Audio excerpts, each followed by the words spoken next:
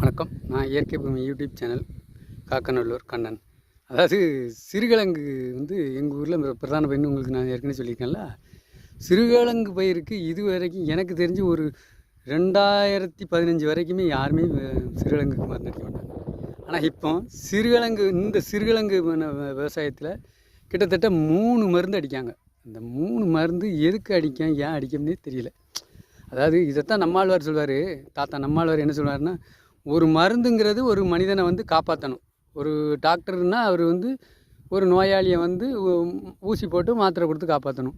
ஆனால் அதை மாதிரி தான் இன்றைக்கி இந்த விவசாயிகள் எதுக்கு மருந்து அடிக்க, இந்த மருந்து இந்த நிலத்தில் உள்ள பூச்சை கொல்லுது இல்லை கொல்லாமல் இருக்கா, அதுக்கு அந்த ஒரு அடிப்படை விவரம் தெரியல. அடிப்படையான விவரம் தெரியாததுனால தான் அறியாமை. அதனால தான் இன்றைக்கி நம்ம நாடு தமிழன் அறிவாளியாக இருந்தும் அறியாமையில் இருக்கான்னு நான் சொல்கிறேன்.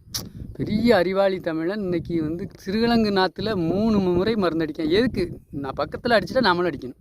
அது எதுக்கு அடிக்காங்கன்னு தெரியல.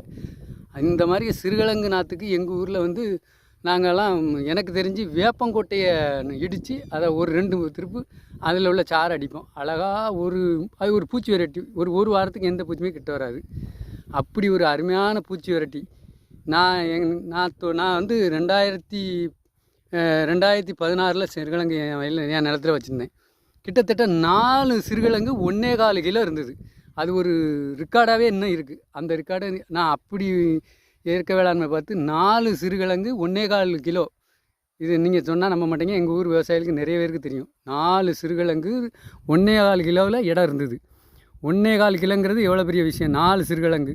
அப்படி சிறுகிழங்கு விவசாயம் பார்த்தேன். சிறுகிழங்கு விவசாயம்னா அதில் பஞ்சகவியம் தெளித்து அந்த சிறுகிழங்கு அவ்வளவு திறமையாக பருக்க வச்சேன். இன்றைக்கி இந்த விவசாயிகள் 3 மருந்து அடிக்காங்க. எதுக்கு அடிக்கேன், ஏன் அடிக்கும், இந்த எல்லோரும் செய்தான் நம்மளும் செய்வோம் அப்படிங்கிற ஒரு மனநிலைக்கு வந்துட்டாங்க. இவங்களை யார் காப்பாற்ற போகிறாங்கன்னு தெரியல. தாத்தா நம்மாழ்வாரும் போய் சேர்ந்துட்டார். பார்ப்போம், மீண்டும் சந்திப்போம். நன்றி, வணக்கம்.